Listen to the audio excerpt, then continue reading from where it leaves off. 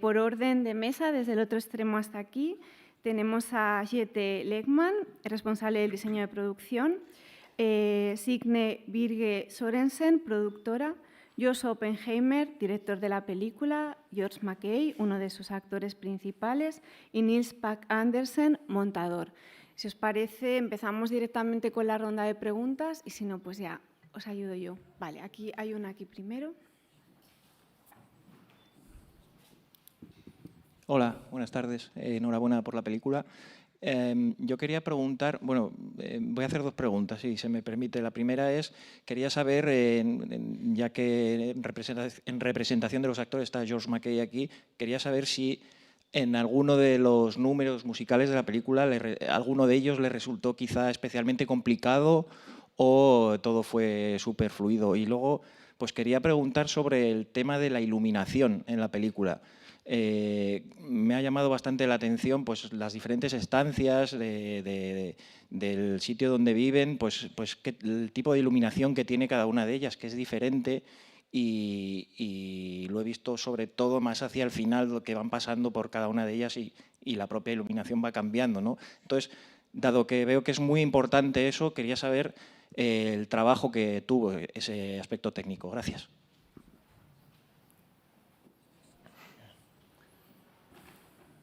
Do you want to start, George? Okay. The songs. Whoa, hold on. The songs are, I think, exquisitely beautiful that Joshua Schmidt composed, and they are also impressively complicated to sing. They're not easy sings. Tilda's song, The Mirror, the one she sings in the bathroom, has to be just about one of the hardest songs in the musical repertoire.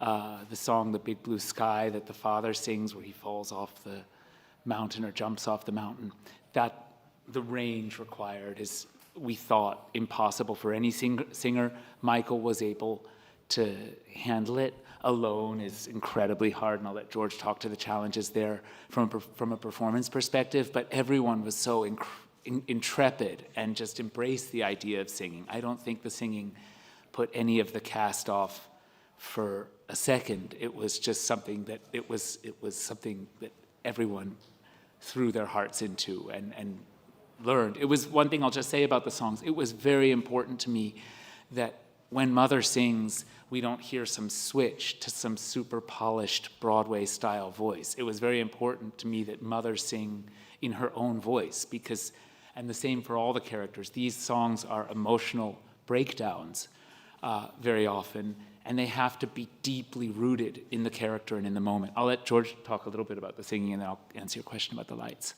Yeah, the singing was one of the great challenges about being part of this production, and we had the most amazing music team of Marius de Vries, our music producer, Josh Schmidt, our composer, Fiora Cutler, our singing teacher, and Mark and Shelley and Paulina, so many wonderful people to work with and help us.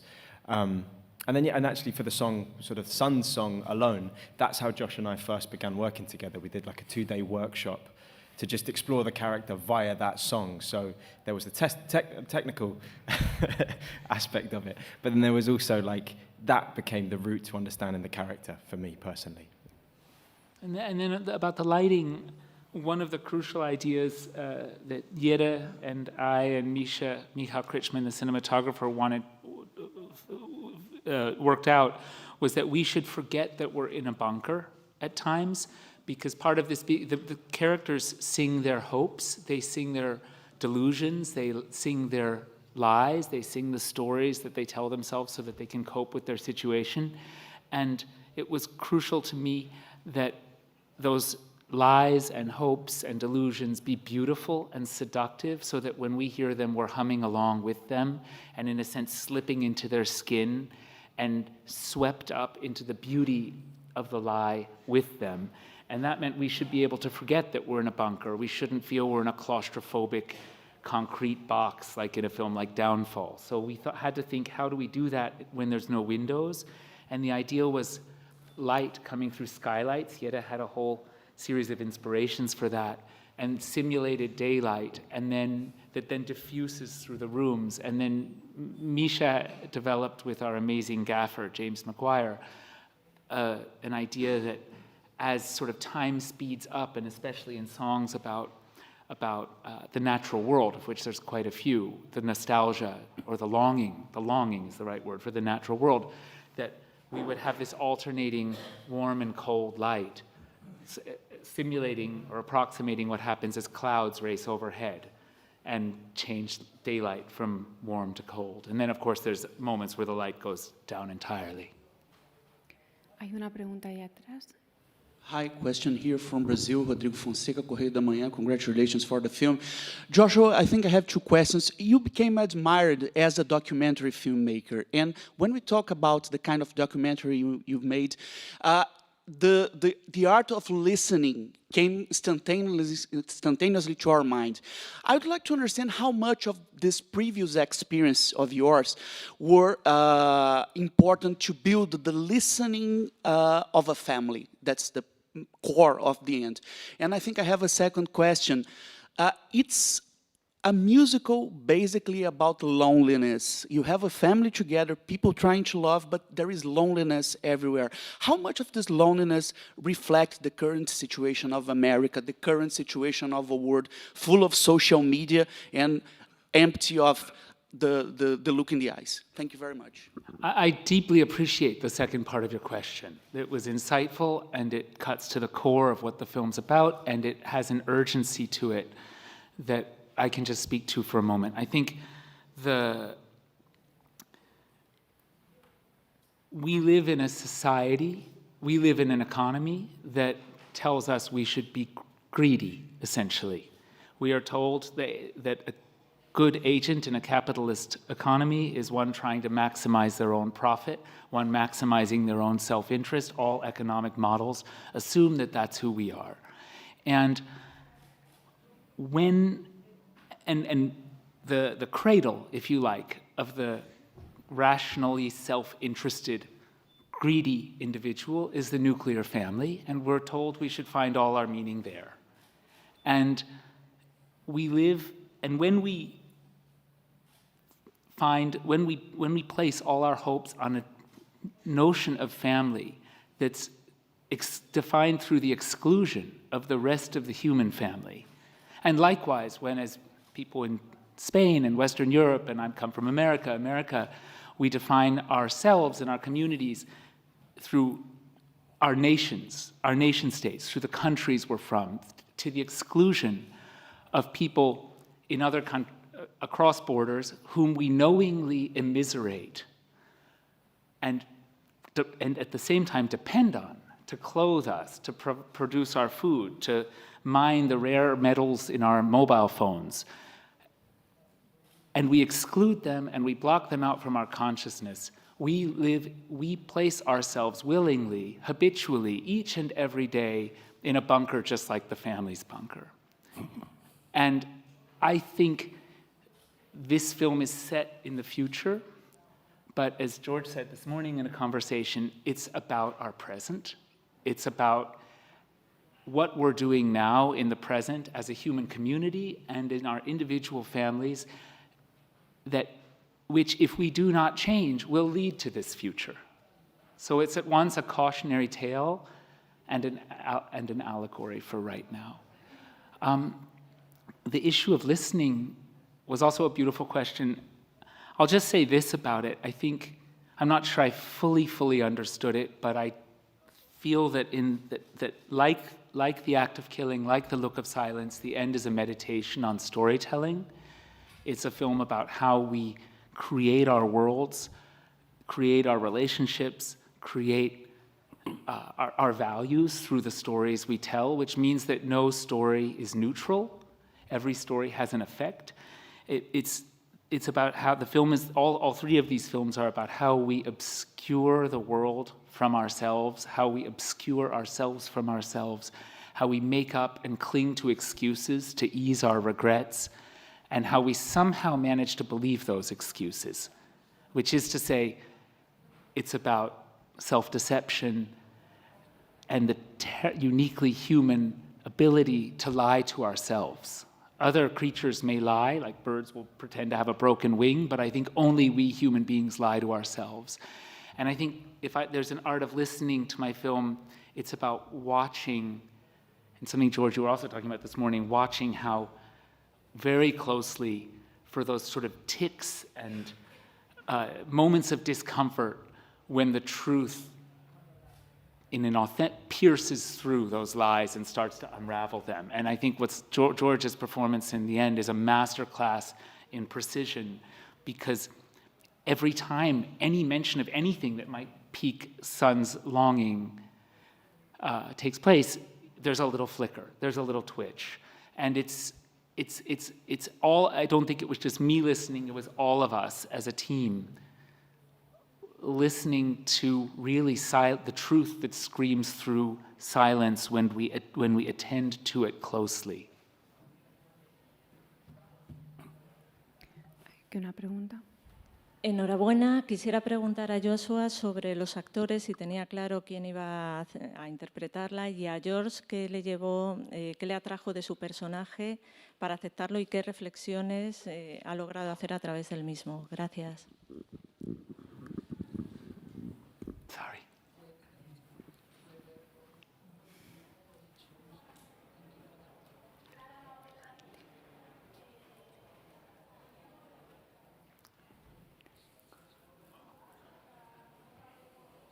When I was writing the script, and when I was writing the script, yeah, I didn't have the cast in mind while I was writing the initial drafts of the script, because, in fact, because it's a musical, when you need the songs, you're very restricted in how you can edit the songs once they're in place. So we had to intensively I had to workshop the script with actors where I was living in Copenhagen in order to test how the songs were placed. Now, all of that could be refined in rehearsal and even on set, but that meant that I was actually developing the script with other actors who I knew would not play the roles.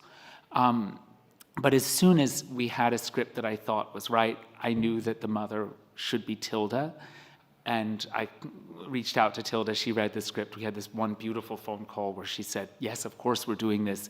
And then we decided to approach the rest of the casting like that fairy tale challenge, knowing that whoever says yes is just the right person for it. George was the second person I went to. I just fell in love with your work the moment I saw 1917, but then when I saw you play a related role, related in the sense that you grow up in total isolation in Captain Fantastic, and your face flickers with this precision, with every doubt and realization, I knew this has to be our son. And then, yeah. And then it was my pleasure to be a part of it. And when Josh got in touch, it was an amalgamation of the script itself and what it was looking at, the sort of accuracy and the nuance of the theme at its core. And then that it was going to be Josh who was going to be leading us, given the way that he's looked and studied at this theme and excavated this theme in his previous work so extraordinarily. And then with the script came this incredible document that articulated Josh's vision so profoundly, and also the reason for it being a musical, which, of course, in a sort of acting learning experience is one sort of joyous reason to jump in, but it also spoke to Josh's accuracy in his vision, the reason that he'd chosen specifically to make it a musical. So all of those reasons combined is why I wanted to be part of it. Medina, Mundo Cine. We live in a time in which many musical films such as Wonka, Mean Girls or the upcoming Joker try to hide in the marketing that they are musicals, as there is a kind of audience that is quite reluctant to this gender. So do you notice this reluctance, and how do you think the end can connect with this audience? Thank you so much. That one for me or for you, Sina? I'll just say very briefly, at the end, there's no hiding that it's a musical, because it has to be a musical. If it were not a musical, it would be a bleak and scary science fiction story about a family trapped in a bunker trying to survive alone after the world has ended. The fact that it's a musical is what makes it a film about delusion and denial and storytelling. So I think if you were to hide that aspect of the film, it would backfire profoundly because the audience would come into the film expecting something utterly different than what they get.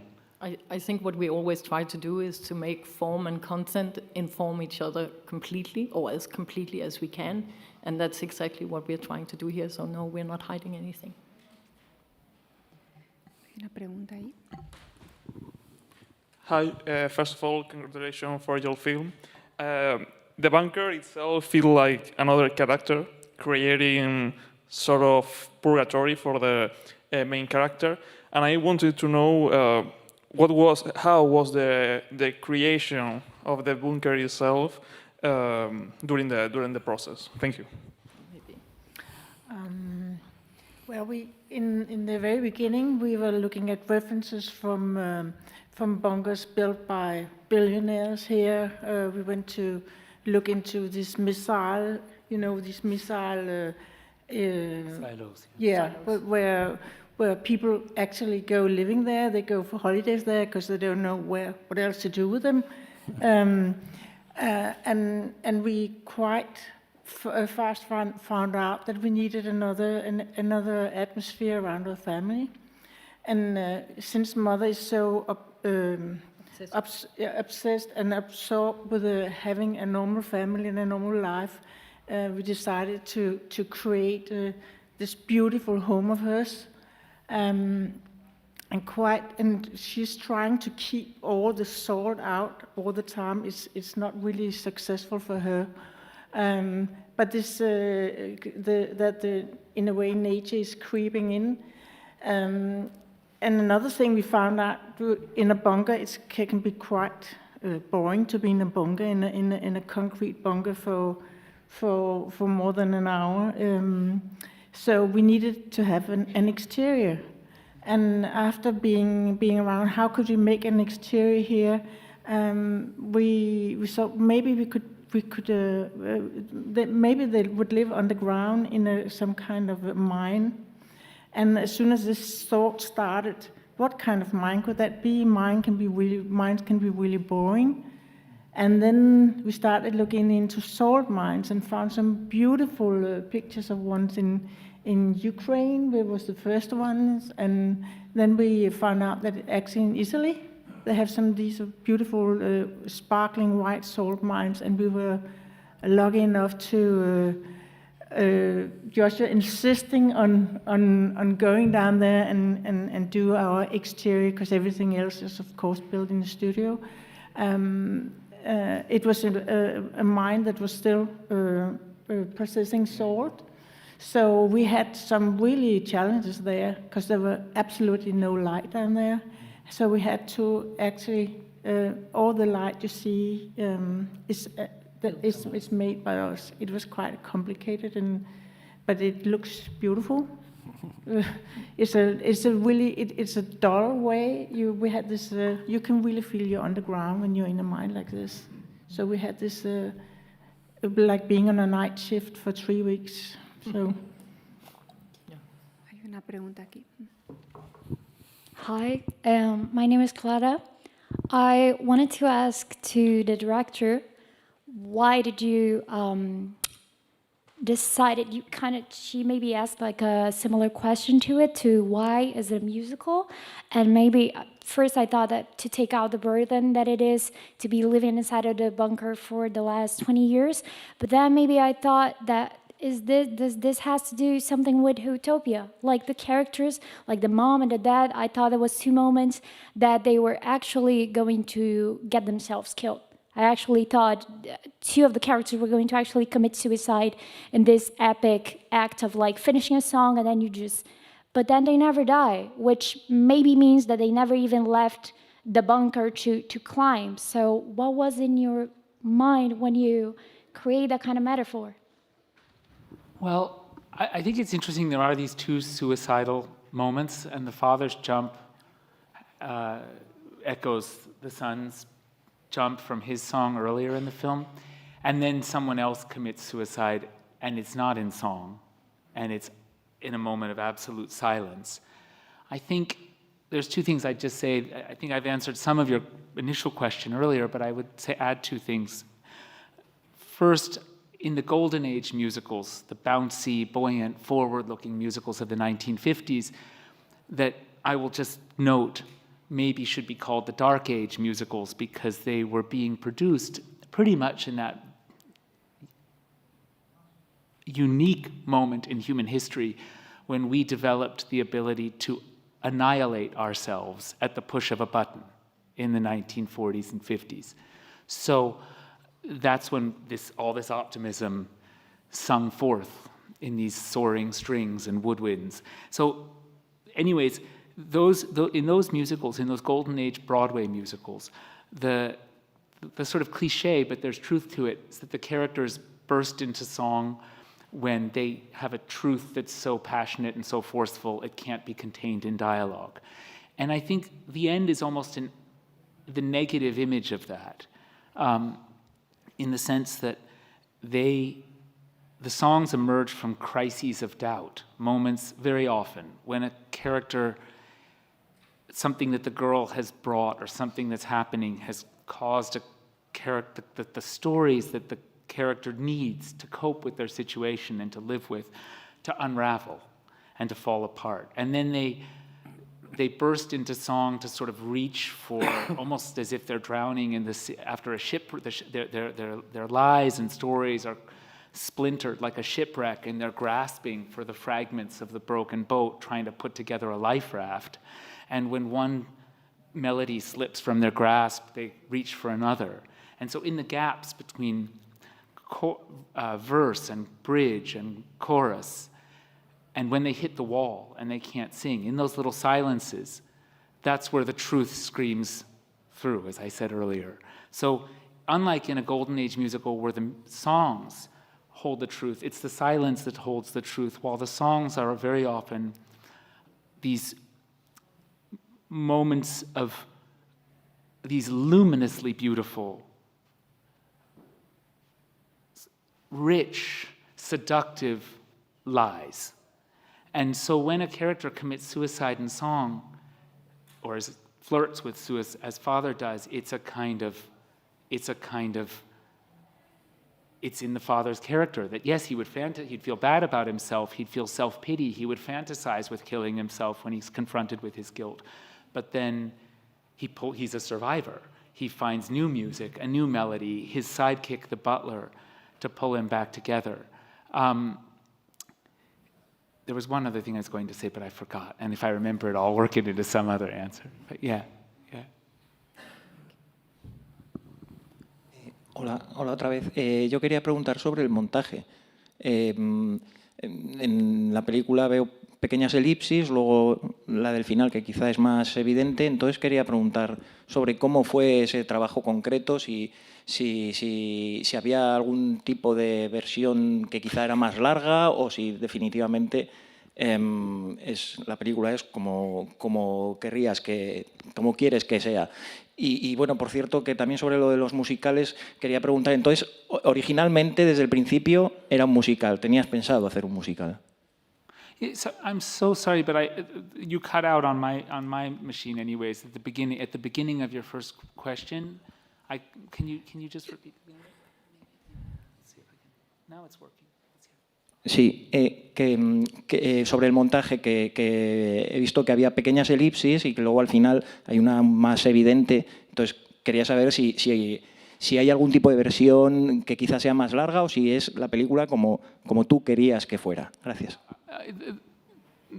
The film is as I want it to be.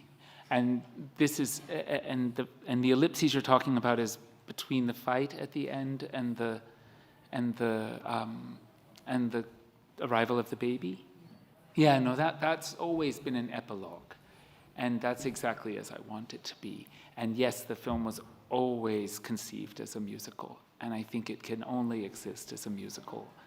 And I think I'm very proud of that aspect of the film too, if I'm honest.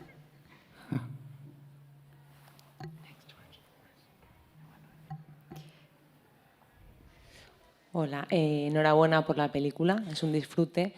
Me venía una cuestión a la cabeza todo el tiempo que es la valentía de las productoras nórdicas y sobre todo danesas para llevar a cabo a lo mejor películas tan complejas como esta. Me preguntaba si en Estados Unidos este proyecto en un momento dado lo hubieran podido comprar o apostar por él, porque creo que desde Europa también y sobre todo desde Alemania, Dinamarca, siempre Francia, por supuesto, se apuesta por un tipo de cine arriesgado que en otro momento creo que no se podría ni hacer ni ver. Entonces es agradecerlo y preguntar eso, si os habíais planteado en un momento dado si esto en Estados Unidos se hubiera podido vender en algún momento, y luego también preguntarle a Joshua por el guión, o sea, realmente cómo has podido hacer semejante obra tan enorme, llegar a estructurarla, porque es muy curioso. Gracias. Can I answer? Yeah, Sina, please, I'll come to the... So I'll answer the production part of your question. It is a 6-country European co-production with Denmark, Sweden, Italy, UK, Ireland, and Germany. And I believe firmly that the freedom we've had is only possible because we have the support of the public institution in each of these countries.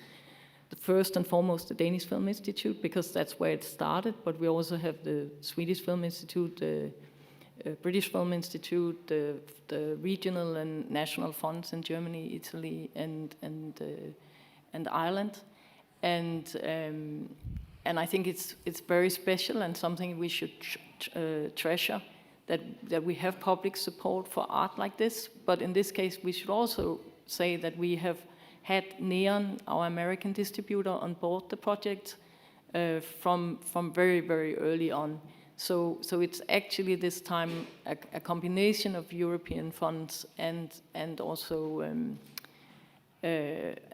American money. And then I should also mention that it couldn't be possible without Euremage, and it couldn't be possible without the Nordic Film and TV Fund and other regional funds. And on top of that, we have a number of executive producers who've also contributed with private equity. So it's a puzzle, like these finance plans usually are, both in documentary, I should say, and in fiction. And I'll just say about the script, I want to underline something I feel is a theme in what Sina just said, which is that the film is a plea. I remember the other question, and it ties right in, about it being a utopia, because it occurred to me today that actually the film is not only a tragedy, it's a dystopia. And the whole tradition of dystopian stories as a warning for where we're headed is firmly the tradition that we're in. And the idea that what makes it essentially necessarily a musical, to go back to your last question, is that when a dystopia appears to its inhabitants as a utopia, because they're lying to themselves so beautifully, so harmoniously, then you have a story about self-deception, which is why it's a musical. But as the reason I remembered that is because, building on what Sina said, it's a dystopian view of what happens when there's no public sphere, when we just think that our private families, our bank accounts, the interests of multinational companies are enough to create culture and community, and they're really, really, really not. And I think we live at one thing about the film, and I think it is to answer your question about the script, is that the film is not a satire. It's entirely sincere. It's not a tongue-in-cheek, ironic take on the musical. And I think we live in a time where sincerity is easily dismissed as naivete, and despair is camouflaged by cynicism. And despair comes from the fact that we as democratic citizens have lost or surrendered, are willingly every day surrendering our power to multinational corporations and oligarchs. So the power we should have in a democracy, we're giving it away. That leads to despair. And then we cover that with cynicism. And I think cynicism and despair, finally, are further camouflaged as irony and wit and cleverness and mordancy. And it's all bullshit. If we don't tap into our souls and let ourselves feel, why are we making art?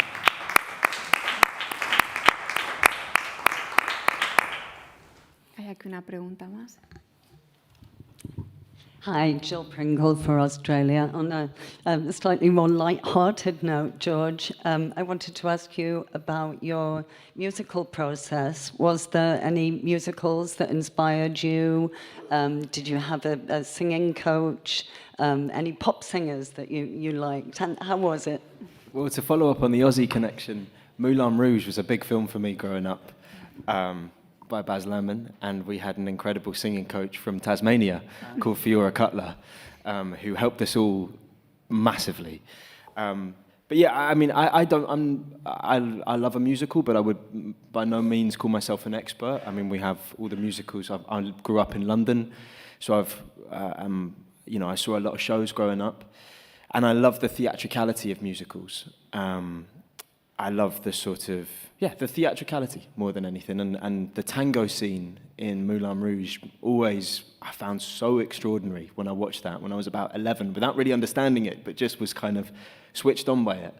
So I've always kind of been really interested in quite kind of bombastic performances as well. Like John Leguizamo is an actor I really love because of his work with Baz Luhrmann. And the extremity of the son, albeit a very sort of fragile and sensitive character, his circumstances so extreme, it kind of offered up, it was kind of fertile ground for quite an expressive, performance, and that was kind of egged on by the fact that it was within a musical, as well as hopefully making it a grounded, performance as well. So that's the kind of intrigue with the musical, and it was just a pleasure to dive in. And Fiora, genuinely, she helped all of us leaps and bounds. It was extraordinary. It's like a muscle, you work it out. If you have to do stunts for a job, you train and you get stronger. And like this, our voices all got stronger because of Fiora and Josh and Marius and Mark and Shelley and Paulina. Yeah, maybe I should say that we basically built a music room in every place where we were shooting. So we were shooting in a studio in Ireland first, and then we were shooting in the mine in Sicily, and then finally in Germany. And we brought the music team around with us, and we had a piano player on set who was playing into the ears of the actors while they were singing. Yeah, that's also worth saying that I'd say 99% of the singing is live singing. There's some repair that happens when something happens on set, but this is not, lip-synced. No sé si hay alguna otra pregunta.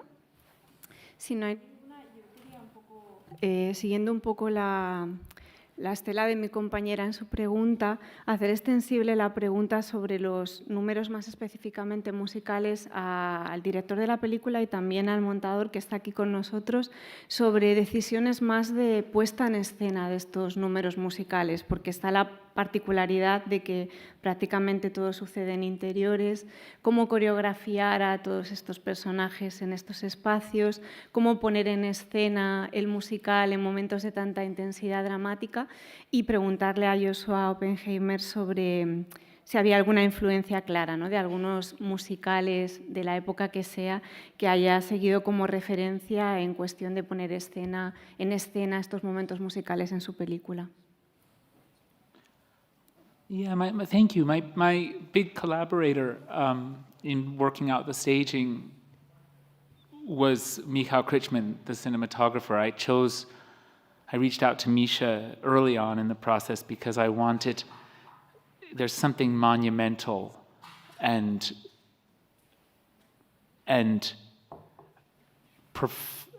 patient and so sensitive all at the same time. And the warmth and sincerity and empathy of the film, which I hope touched each of you, is that patience and that warmth and that sensitivity.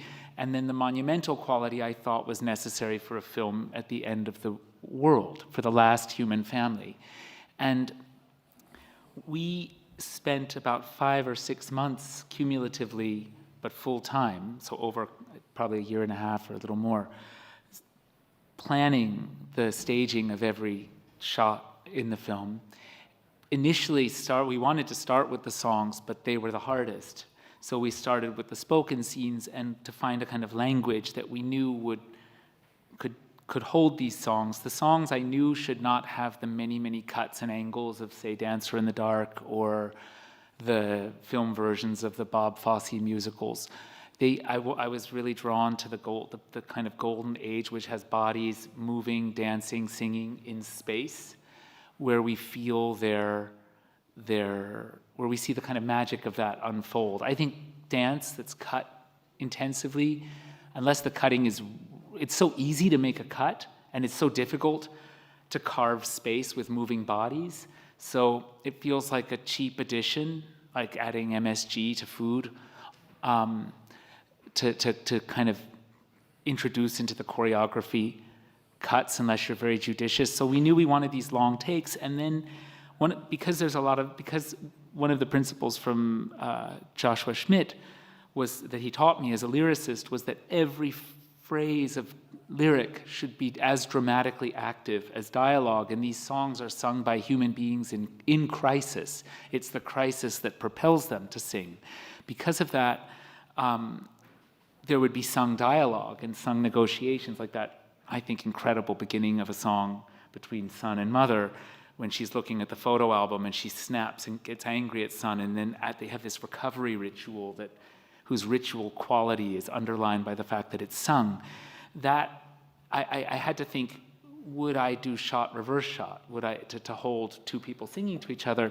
And somehow it just felt, looking at how that had worked in films that I think otherwise are very successful, like Oklahoma and even Umbrellas of Cherbourg, I think when people are unified by a harmonic space, cutting back and forth feels like it felt wrong to me. In the few places where Niels and I tried it, it actually worked better than we thought, so maybe that was a mistake.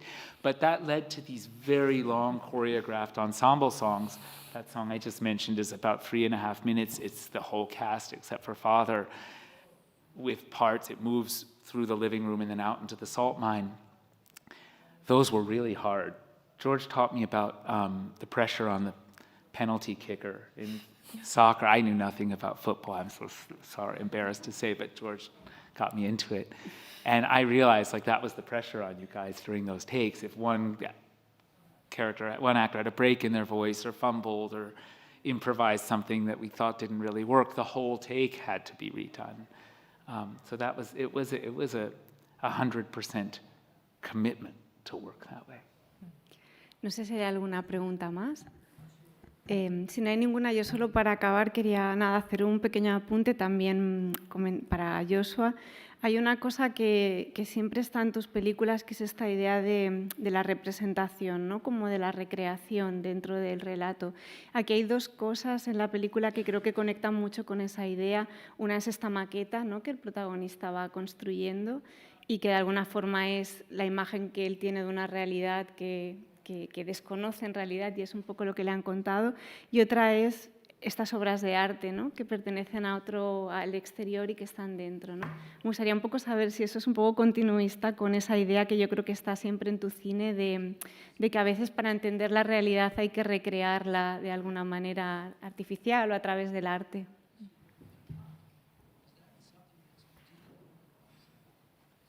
Yeah, and I think a theme that the other example I would just add to that. Thank you so much for that question. The other example I'd add for that is the memoir that the son is writing for the father.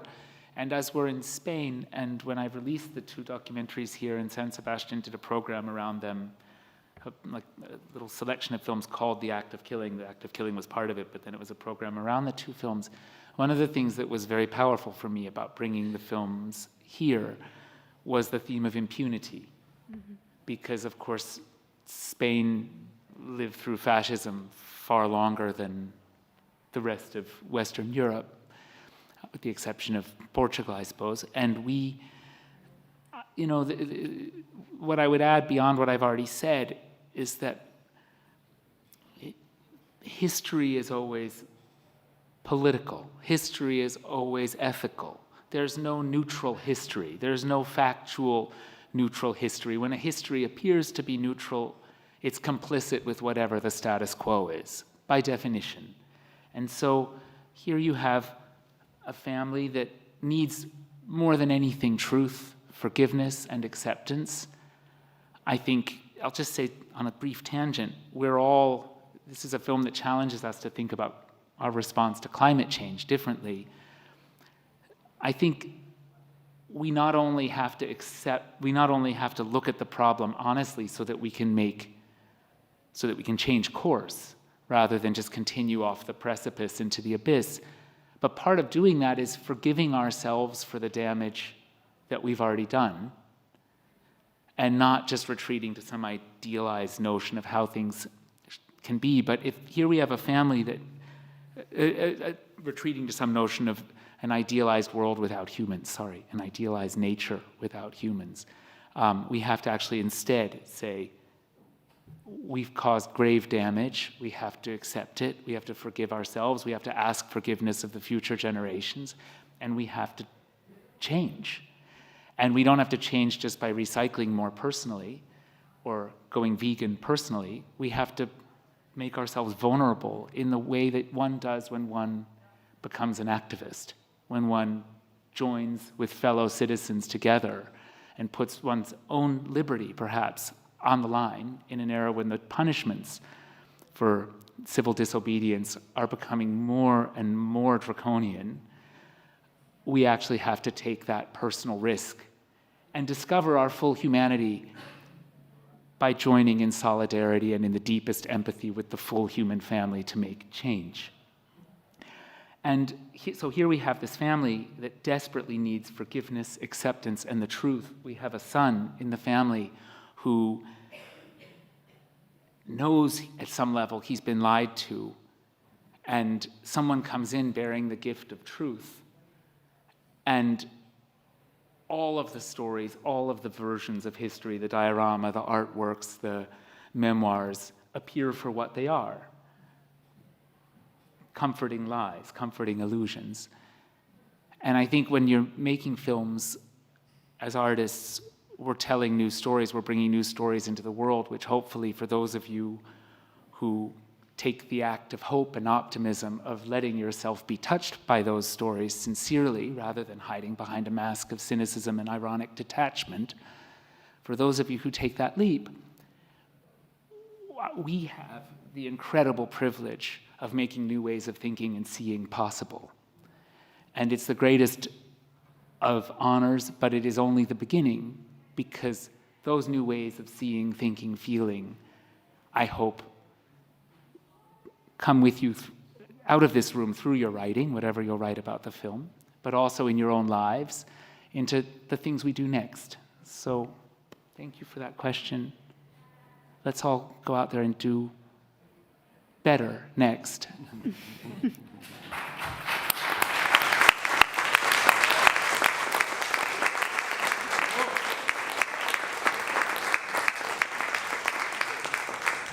Bueno, pues como no hay más preguntas, vamos a dar por cerrada la rueda de prensa de Dien. Muchísimas gracias al equipo de la película por acompañarnos esta tarde y mucha suerte con vuestra película.